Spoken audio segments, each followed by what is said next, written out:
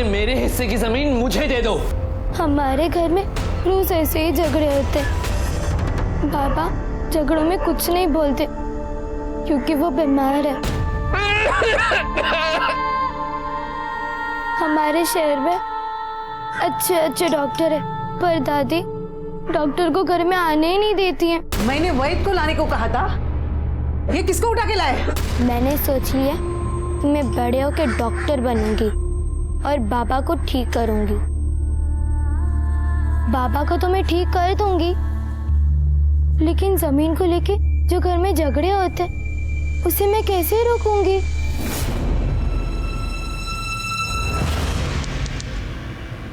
हे माझं घर है, यहाँ सिर्फ मेरी मर्जी चलेगी। मैंने कहा ना, जमीन बेचनी है मतलब बेचनी है, समझे? नहीं समझा और ना ही समझूंगा। अरे कब तक ऐसे चलता रहेगा? जमीन बेचो, 2 साल घर चलाओ, हैं? किसी को कोई काम करना है कि नहीं? ए सागर, तू सुना था किसको है? और तू क्या काम धंधा करता है इस घर में? संदीप भाऊ, काम धंधा करने के लिए ना पैसा लगता है, पैसा। 2 बार पैसा दिया था ना, क्या क्या उसका? 2 बार तेरा बिजनेस फेल हो गया। ये देख, ज्यादा बहस करने का वक्त नहीं है, चुपचाप साइन कर दूंगा आई, पहले मेरे हिस्से की जमीन मुझे दे दो। क्या बोलास तू? बंटवारा करेगा? हाँ करूंगा। तो तू आई के सामने अखड़ दिखाएगा, जबान चलाएगा? क्या कर रहे हो? छोड़ो उसे। देवर जी, काय चुकीचं बोलला सागर? सांगा ना, काय चुकीचं बोलला? सही कह रहा है वो। बहू, अभी तू मुझे सिखाएगी? पति के मरने के बाद 18 साल मैंने अकेले दम पे ये घर संभाला है, बच्चों को पाला है। अच्छा मुझे बता, ये घर कैसे चलाएगी? पैसे कहां से आएगा? देख, अभी पैसे की जरूरत है, जमीन का हिस्सा तो बिकेगा ही, और तुझे साइन करना पड़ेगा। साइन कर। आई, मैं साइन नहीं करूंगा, नहीं करूंगा।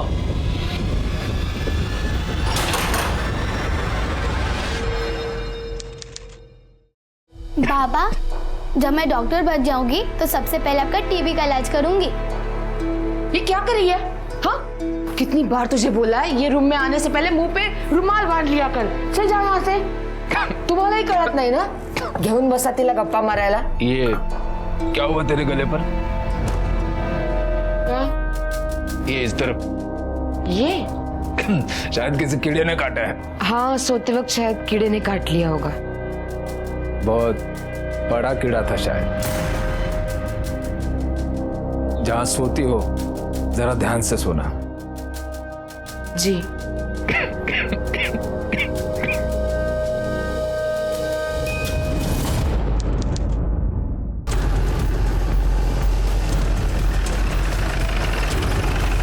साहब, मैं ऐसे काम पे जा रहा था, यहाँ पे लाश देखी, मैंने आपको तुरंत फोन किया।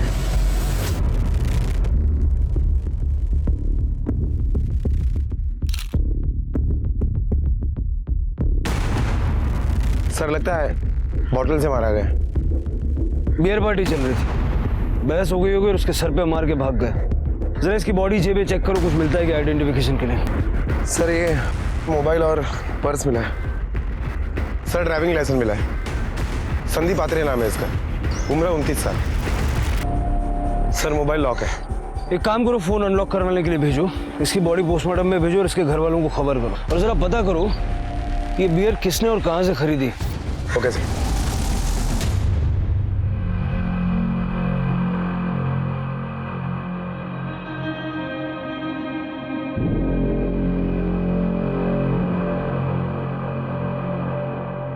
तू घबरा कुछ त्रिवेणी, ये तेरा भाव नहीं है। तूने कहा था ना रात को वो घर में था, तो यहाँ कैसे होगा?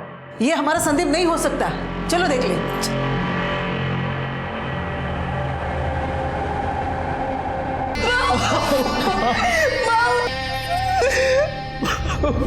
किसने मारा मेरे बेटे को? हम पता लगाने की कोशिश कर रहे हैं। वैसे आपको कोई आइडिया है वो किसके साथ बियर पीने जाने वाला था? कुछ बताया?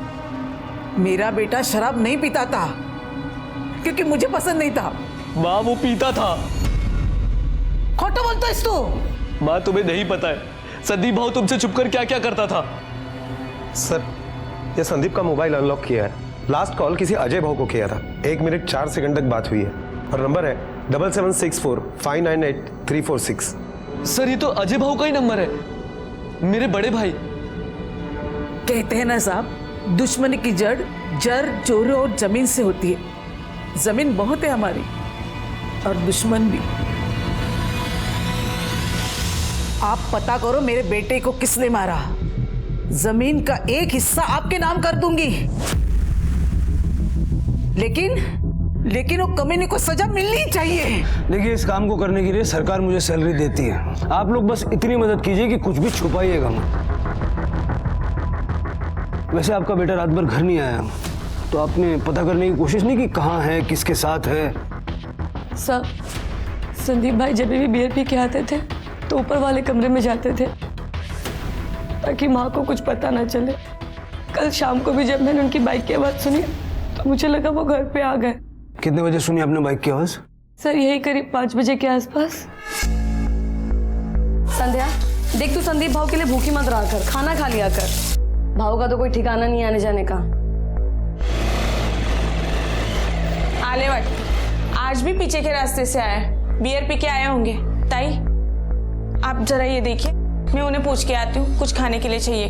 अरे सुन, सीधे वो ऊपर वाले कमरे में गया होगा, तू मत जा वहाँ पे। और वैसे भी आई ने मना किया ना सीढ़ी चढ़ने के लिए। लेकिन भाभी, उनको भूख लगेगी तो बड़ी भाभी से खाना मांग लेंगे, तू मत जा, यहीं रुक।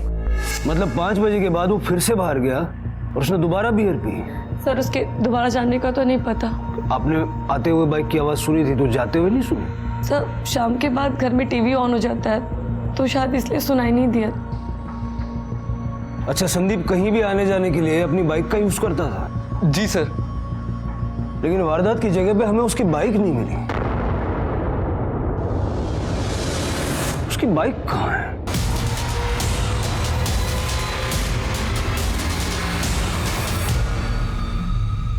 लगता है यही संदीप की बाइक है। शायद कोई पीछे के रास्ते से आया और संदीप को अपनी गाड़ी में बिठा के अपने साथ ले गया।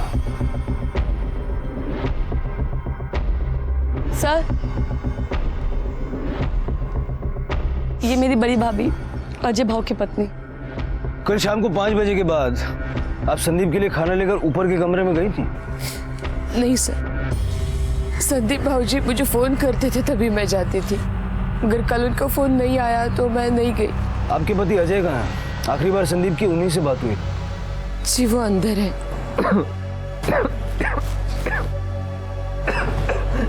क्या है? मैं चिड़ियाघर का जानवर हूँ क्या? हर किसी को दिखाने ले आते हो?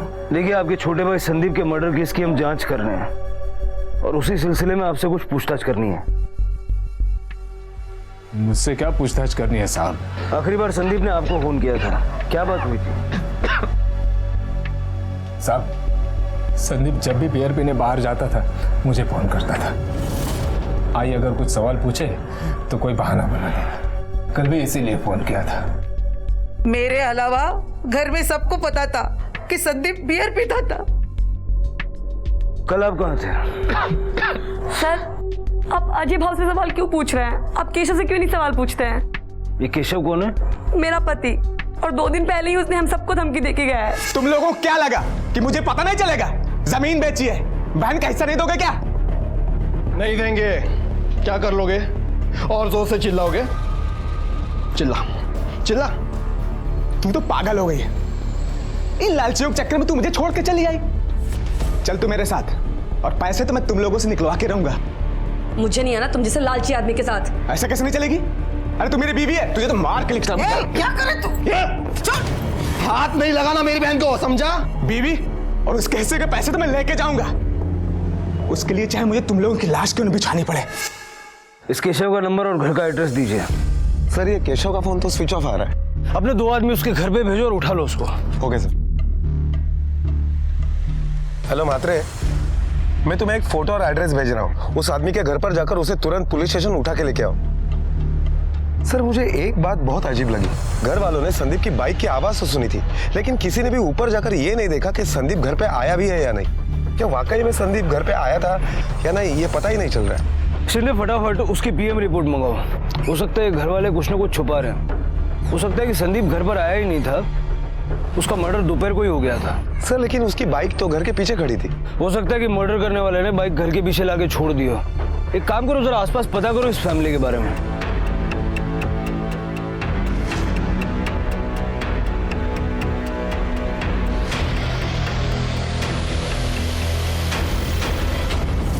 सर आत्रे फैमिली के पड़ोसियों से जब हमने पूछताछ की तो पता चला है कि आए दिनों में आत्रे फैमिली में जमीन को लेकर काफी झगड़े हुआ करते थे। सबसे छोटा भाई सागर, उसका हमेशा मजले भाई संदीप से झगड़ा हुआ करता था। और बड़ा भाई अजय, उसका क्या स्टैंड था? सर अजय बीमारी के कारण किसी से ज्यादा बात नहीं करता था। मजले भाई की मौत का फायदा तो दोनों भाइयों को हुआ है। संदीप की मौत की वजह से संदीप के हिस्से की जमीन इन दोनों भाइयों को मिलेगी। जरा पता करो कि संदीप के मर्डर में इन दोनों भाइयों की क्या हिस्सेदारी है। Okay sir. Sir Sandeep Atre ने जिस दुकान से बियर ली थी उस दुकान का पता चल गया है। सर संदीप मेरा रेगुलर कस्टमर था। कल दोपहर 2 बजे के करीब जब मैं लंच के लिए निकला था तब वो आया था सर। संदीप के साथ और कोई था? नहीं सर। उसके जो दोनों भाई हैं वो कौन सी बियर पीते हैं, स्ट्रॉन्ग या माइल्ड? सर बड़ा भाई तो कुछ पीने के लायक भी नहीं है, पर छोटा भाई जो है वो माइल्ड पीता है। तो संदीप ने बियर जब खरीदी तो फिर वो यहाँ से किस तरफ गया?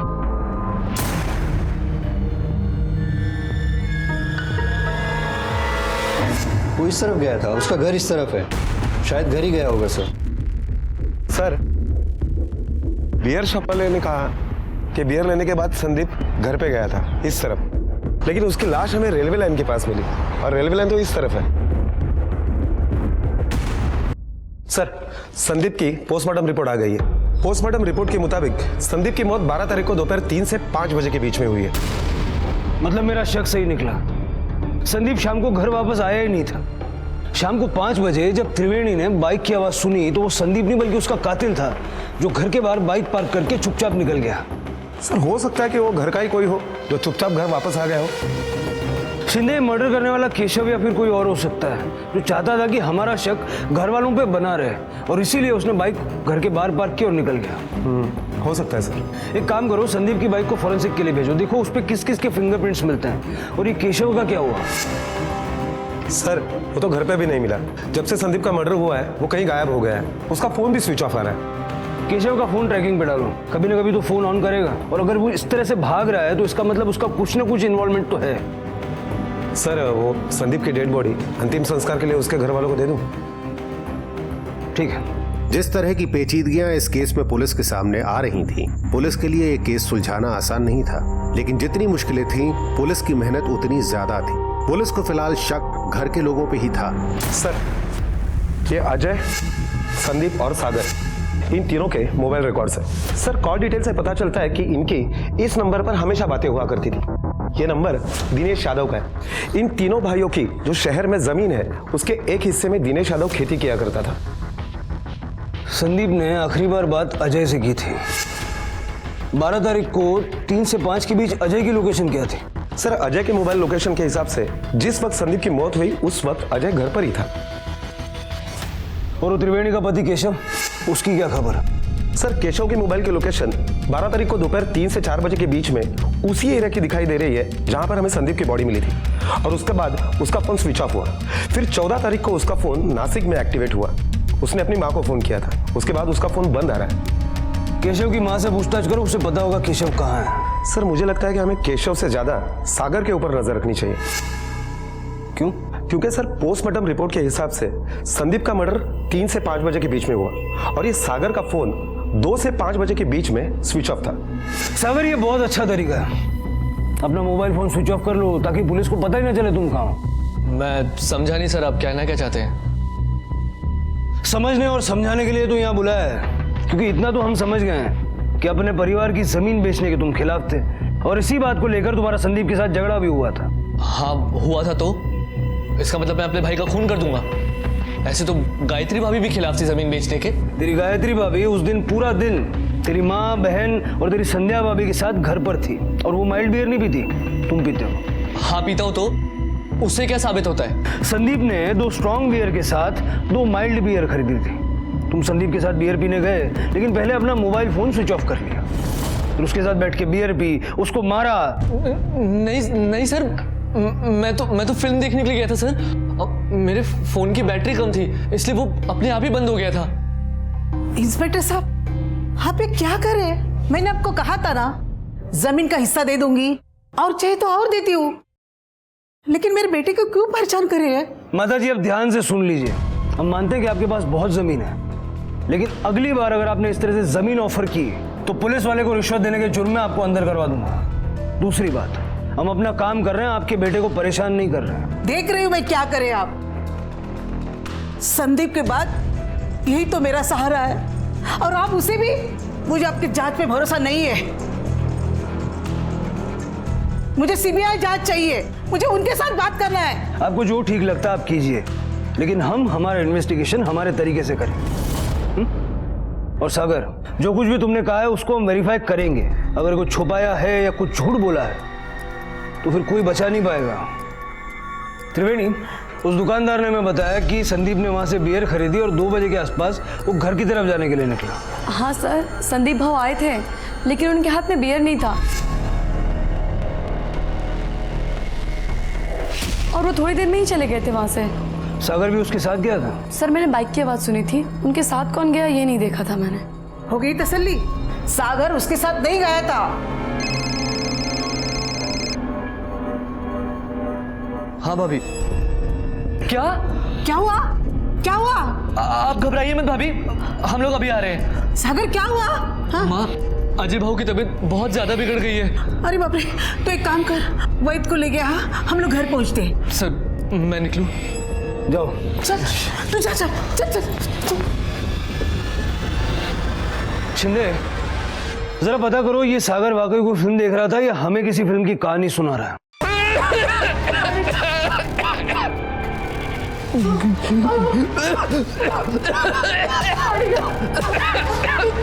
तू जा यहाँ से। अजय, अजय, तू घबरा मत। अरे वही कहाँ रहा है? हाँ, सागर गया है उन्हें लाने। हाँ, अजय, गायत्री, काढ़ा पिलाओ उसको। कैसे पिलाओ भाई, कैसे पिलाओ? खास कर हालत खराब हो गई है उनकी। आई भी पाया पड़ते, प्लीज किसी अच्छे डॉक्टर के पास ले जाइए उन्हें, प्लीज आई प्लीज। आइए डॉक्टर साहब, वो मेरे बड़े भाई हैं, उन्हें टीबी है, उनकी हालत बहुत बिगड़ चुकी है। सागर, मैंने वैद को लाने को कहा था, ये किसको उठा के लाए? चल नहीं, ये कौन? आई टू। सागर, तुझे पता नहीं, ऐसे ही अंग्रेजी डॉक्टर के गलती से तेरे बाबा मर गए थे। आई, एक डॉक्टर गलत निकला इसका मतलब ये नहीं कि हर डॉक्टर गलत होगा। आई, तू बाहर चल। आई। अरे नहीं, वो मार देगा अजय को। अजय, इसका इलाज मत लेना। अजय, अजय, दरवाजा लगा। देखिए, मैंने दवाइयाँ तो लिख दी हैं, लेकिन आपके भाई की हालत बहुत बिगड़ चुकी है। अगर आप उनको हॉस्पिटल में एडमिट करवाएंगे तो उनका इलाज अच्छे से हो पाएगा। जी डॉक्टर, अभी तो मैं ये दवाइयाँ उन्हें दे देता हूँ। दिखाए डॉक्टर को, हो गई मनमानी, लेकिन मैं अजय को अंग्रेजी दवा खा के मरने नहीं दूंगी, समझे?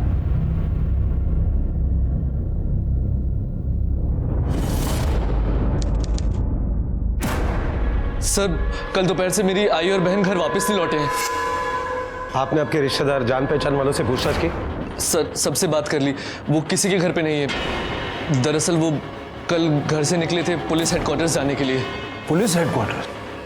हाँ सर, एक्चुअली मेरी आई चाहती थी कि संदीप भाऊ की मर्डर की सीबीआई जांच हो, इसलिए कल दोपहर में वो मेरी बहन के साथ पुलिस हेडक्वार्टर्स के लिए निकले थे कि पुलिस के बड़े अफसरों से बात करके इसकी सीबीआई जांच करवाएं। आई, मैं क्या बोलता हूँ कि तू। सागर, तुझे पता है ना, मैं जो सोचती हूँ मैं करके दिखाती हूँ, समझे?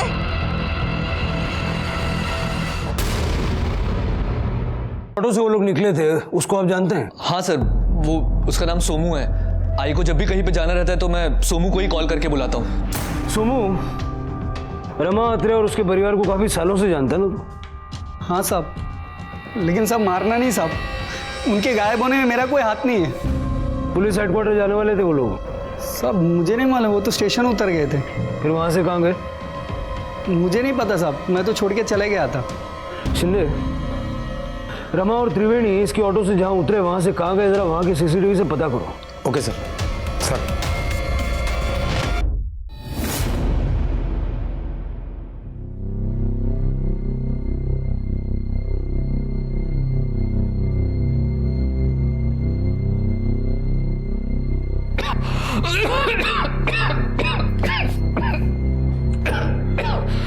अरे सागर, आकाश तू, आई का कुछ पता चला? नहीं। अरे ये क्या करते हो आप? हाँ, आपको एक बार बोला वो समझता नहीं है। रूम से बाहर क्यों आए आप? कितनी बार बोला अंदर रुकिए? हाँ, आई। इस तरीके से तो बच्चों में भी इन्फेक्शन फैलेगा। अंदर जा। आओ, आपको समझ में नहीं आता? आपको सही इलाज तो करवाना नहीं है, बस आई की सुनते रहते हो, उन्हीं की मानते हो, और इस तरीके से बाहर आकर बीमार हूँ, पर ये मत भूल के तेरा बड़ा भाई हूँ। मेरे सामने ऊंची आवाज करके बोलना बंद कर, समझो? ये क्या कर रहे हैं आप? छोड़िए उन्हें, छोड़िए। बराबर देख रहा हूँ तुम दोनों को, बहुत सुर से सुर मिल रहा है ना तुम्हारा। कमरे में बंद रहता हूँ, इसका मतलब ये नहीं कि मुझे कुछ दिखाई नहीं देता। सब बराबर देख रहा हूं मैं, समझे?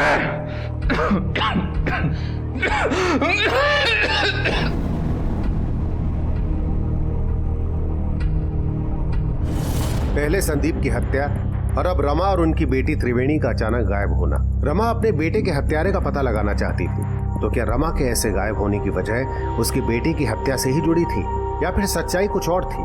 सर, सागर झूठ बोल रहा है कि 12 तारीख को फिल्म देखने गया था। मैंने वहाँ का सीसीटीवी फुटेज भी चेक किया है, उसमें सागर कहीं नजर नहीं आया। ले आओ सागर को, अब पिक्चर उसे हम दिखाते हैं। सर, आप लोग बार बार मुझे क्यों बुलाते हैं? क्योंकि तू एक बार में सच नहीं बोलता है, कुछ ना कुछ छुपाता है। नहीं सर, मैंने कुछ नहीं छुपाया। 12 तारीख को तू पिक्चर देखने गया था ना, उसकी कहानी सुननी थी तुझसे। सुना चल। सर, वो कहानी याद नहीं आ रही? चल मैं सुना देता हूँ। एक बार क्या होता है, 3 भाई रहते हैं, उनके बीच जमीन को लेकर झगड़ा होता है, लेकिन वो लोग बियर साथ में पीते हैं। अब छोटा भाई एक दिन मझले भाई को ले जाता है और बियर पिलाता है, और बियर पिला के उसको मार डालता है। अब वो जो मझला भाई था ना, वो संदीप था, और छोटा भाई तू। नहीं सर, मैंने भाऊ को नहीं मारा सर। जब तेरी आई को इस बात का शक होने लगा तो तूने उसको और तेरी बहन को दोनों को गायब कर दिया। नहीं सर, मैंने कुछ नहीं किया सर। ये पिक्चर वाली झूठी कहानी क्यों सुनाई? सर, झूठ इसलिए बोला क्योंकि मैं उस दिन अपनी गर्लफ्रेंड के साथ था, उसके घर में। फिर से नई कहानी शुरू कर दिया। मेरा यकीन कीजिए सर, दरअसल मेरी गर्लफ्रेंड दूसरी जात की है, इसलिए मैं ये बात छुपा कर रखता हूँ। अगर आई को पता चलता तो वो बहुत नाराज होती सर। इसलिए आई को गायब भी कर दिया कि जब आई को पता ही नहीं चलेगा तो वो नाराज कहाँ से होगी, है ना? क्या किया उसके साथ, कहाँ है वो, बोल। नहीं सर, मैंने कुछ नहीं किया सर उसके साथ। आप चाहे तो मेरी गर्लफ्रेंड से पूछ सकते हैं, मैं उसी के साथ था। तुम्हारा और सागर का रिश्ता कितने सालों से है? सर, यही करीब 2 सालों से। सागर ने बताया कि 12 तारीख को तुम और सागर दोनों फिल्म देखने गए थे। नहीं सर, 12 तारीख को हम फिल्म देखने नहीं गए थे। वो एक्चुअली मेरे घर आया था, हम साथ में थे। पुलिस से ऐसा कहने के लिए सागर ने तुम्हें सिखा के भेजा है? नहीं सर, ऐसा कुछ नहीं है, मैं सच कह रही हूँ।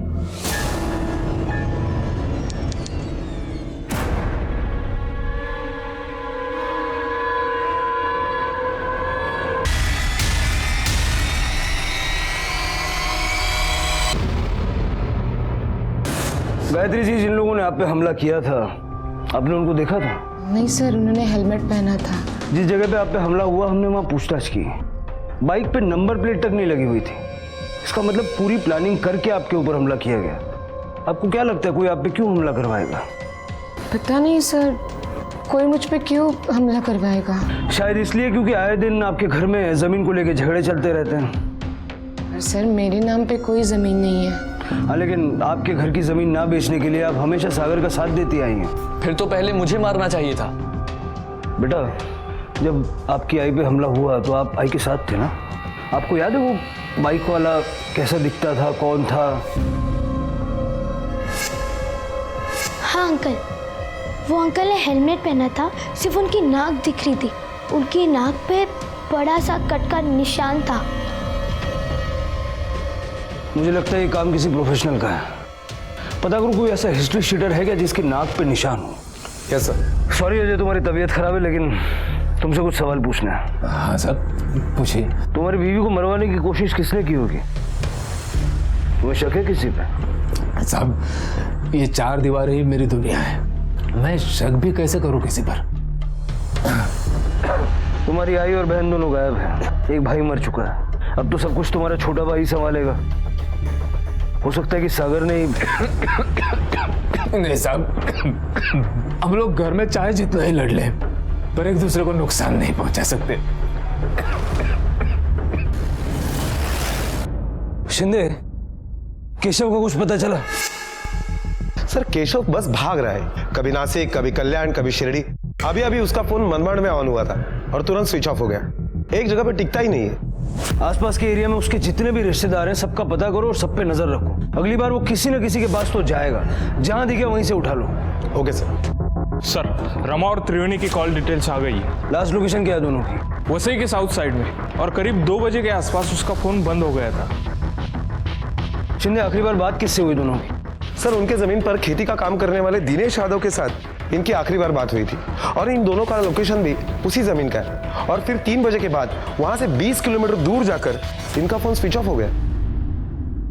लेके आओ इस दिनेश यादव को।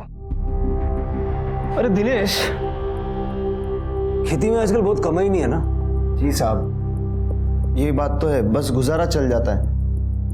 पर सिर्फ यही पूछने के लिए बुलाया था साहब। नहीं। 21 तारीख को तेरी रमा अत्रे से बात हुई थी, उसके बाद से वो गायब है। क्या बात हुई थी? जी वो जमीन को लेके बात हुई थी। उस दिन भी उन्होंने फोन किया था और मैंने कहा कि फसल सही नहीं हो रही है इस बार। तो वो कहने लगी तू झूठ बोल रहा है, मैं खुद आकर वहां देखना चाहती हूँ। मैंने कहा आइए देख लीजिए। फिर दोनों माँ बेटी वहां आई थी। रमा और त्रिवेणी तुझसे मिलके फिर कहाँ निकले थे? कोई था उनके साथ? जी नहीं, वो दोनों ही थी सिर्फ। 12 तारीख को कहा था तू? जी वही खेत पे था अपने। क्यों, संदीप के साथ बियर पीने नहीं गया था? क्या साहब, हम देसी पीने वाले, हमारा बियर से क्या होगा? हाँ, बियर से क्या होगा तेरा। लेकिन पुलिस के सामने जो झूठ बोलता ना, उसको ऐसा नशा चढ़ाते हैं कि उसको चारों तरफ जेल की सलाखें नजर आती है। साहब वो तो अभी होश में भी दिख रहा है। पर मैंने आपसे जो कहा वो सब सच था, झूठ कुछ नहीं बोला मैंने आपसे। मैं जा सकता हूँ साहब, थोड़ा खेती में काम है। जा। शिंदे, एक नंबर का घाघ आदमी है ये। दवाई खा लीजिए, आपको ठीक लगेगा। अरे नहीं चाहिए। क्या कर रहे हो आप? छोटी बच्ची की तरह माँ की तरह ये जिद करना छोड़ दो आप। अपने लिए ना सही, अपनी बेटी के लिए आपको ठीक होना पड़ेगा। बाबा प्लीज दवाई खा लो, और दवाई खा लोगी तो जल्दी ठीक हो जाओगे बाबा, प्लीज खा लो।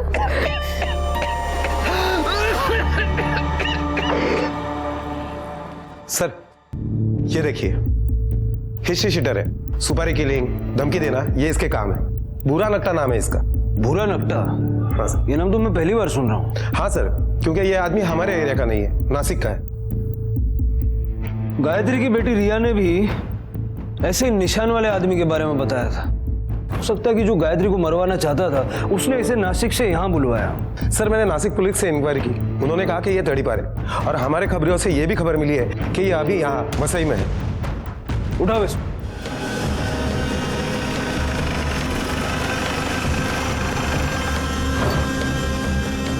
साहब वो रहा। हेलो, अरे मैं इधर चाय की दुकान पे हूँ, तुम किधर हो? अरे कितना टाइम लगाओगे यार? अरे हाँ बस पहुंच रहा हूँ भाई। ओके। क्या रे बुरा, नासिक से नाक कटा कर तू यहाँ आ गया? तू कौन? पुलिस। चल। तुम?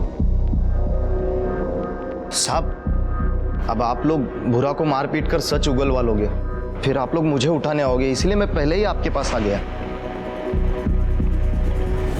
तेरी ईमानदारी देख के तुझ पे शक हो रहा है। साहब मैंने सुना है कि सच बोलने पर पुलिस सजा में रियायत देती है। बस साहब सच यही है, मुझे गायत्री भाभी को मारने के लिए पैसे दिए गए थे। और तूने भूरा नकटा को सुपारी दे दी? हाँ साहब, पर साहब मैंने सोचा कि गायत्री भाभी पर सिर्फ हमला करवा देता हूँ, मतलब पैसे भी ले लूँगा और नाम भी हो जाएगा कि कम से कम मरवाने की कोशिश तो की थी, और अगर पकड़ा गया तो बड़ा केस भी नहीं लगेगा। किसने कहा तुझे ये सब करने के लिए? क्या साहब, आपको कोई भी कुछ भी बोल देगा और आप सच मान लेंगे। मैं भला क्यों अपनी बीवी को मरवाने की कोशिश करूंगा? तूने अपनी बीवी को मरवाने की कोशिश इसलिए की क्योंकि तुझे शक था कि उसका किसी के साथ अफेयर है।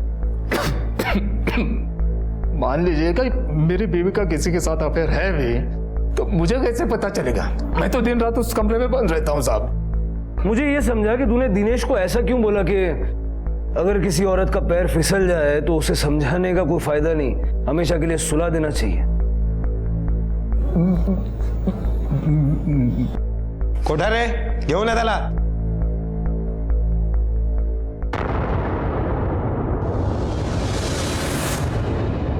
नहीं नहीं भैया, ये हमसे नहीं हो पाएगा। और अब गायत्री भाभी को क्यों?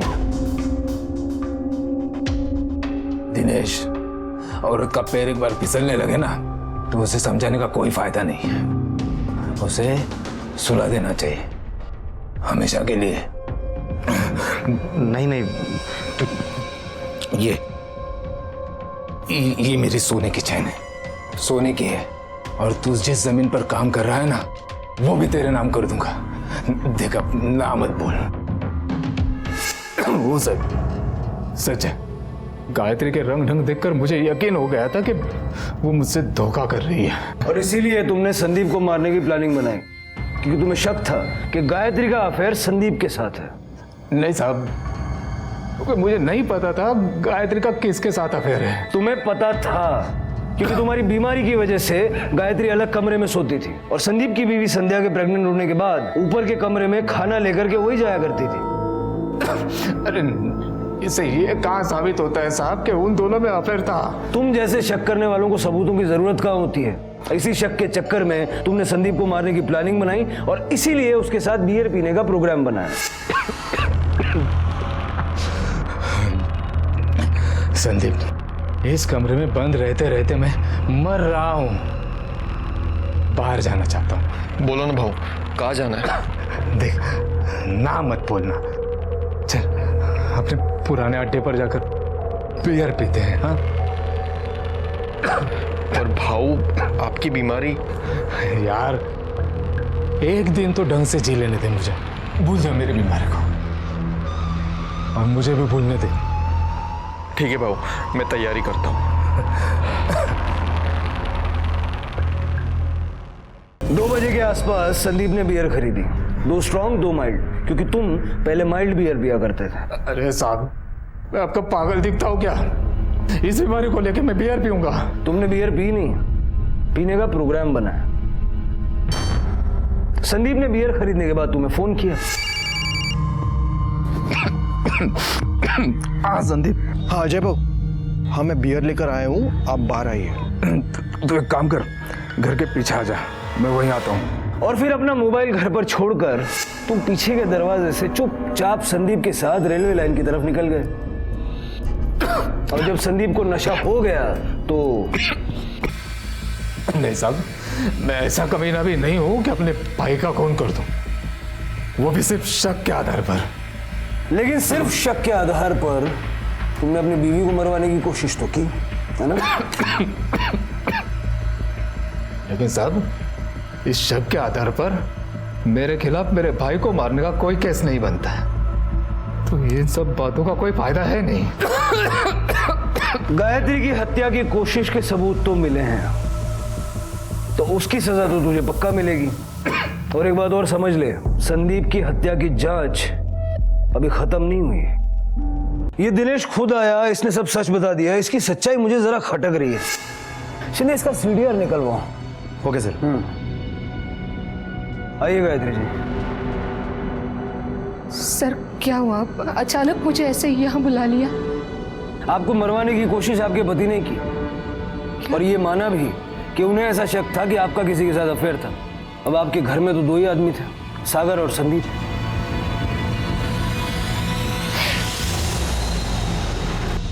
आई, पापा को पुलिस क्यों ले गई? रिया, मुझे एक बात बता, क्या कभी बाबा ने तुझसे पूछा था क्या आई कहाँ गई, किसके साथ गई? याद करके बता। हाँ, वो जो आपके गले पे कीड़े ने काटा था, उस दिन बाबा ने मुझे कहा कि जो ऊपर देख क्या कि कमरे में कौन है। फिर? हाँ, फिर आई, मैं देखने गई ऊपर तो संदीप काका थे। फिर ये बात मैंने पापा को बता दी। पापा घर नहीं आएंगे, अब वो अस्पताल में है, उन्हें सजा भी हुई है। उन्होंने आई को मरवाने की कोशिश की, पर क्यों? वो इतना नाराज क्यों थे आई से?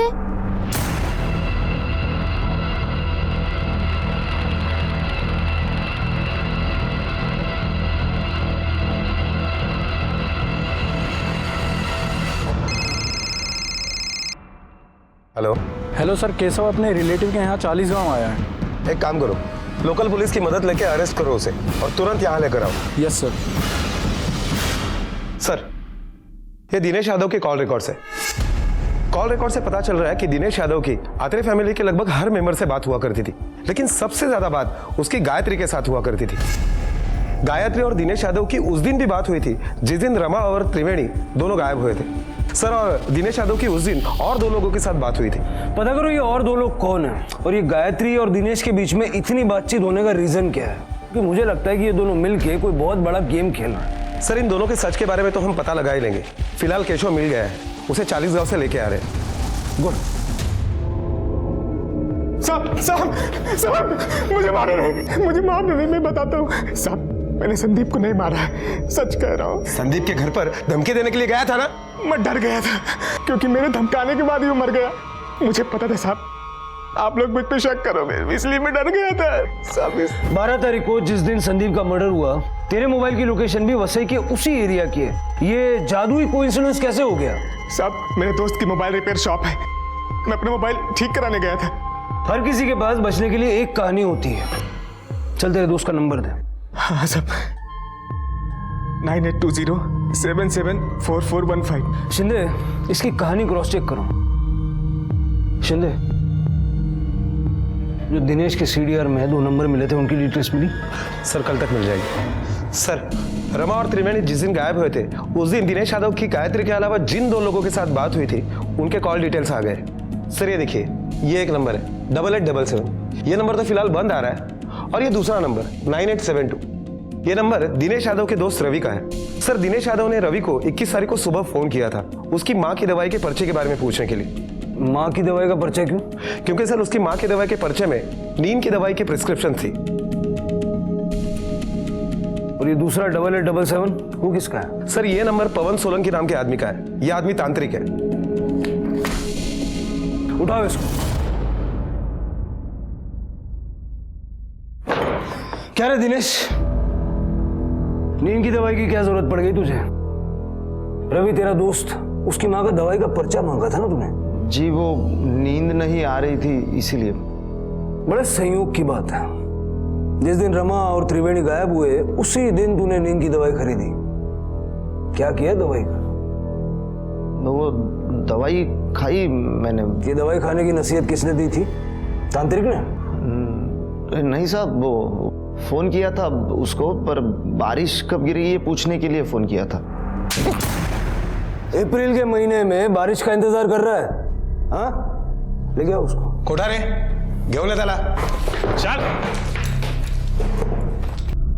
अब सब कुछ सीधा सीधा सच सच बताएगा या मार खा के बताएगा? बताता हूँ साहब।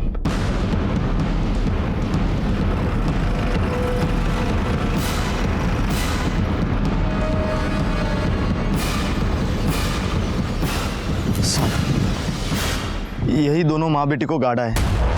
लाशों को निकलवाने का इंतजाम करो। Okay sir. कितने पैसे मिले थे ये सब करने का? 6 लाख मिले थे साहब। किसने दिया? पहले आप मेरे पापा को ले गए, अब मेरी आंखों क्यों लेके जा रहे हो? छोड़ दो मेरी आंखों।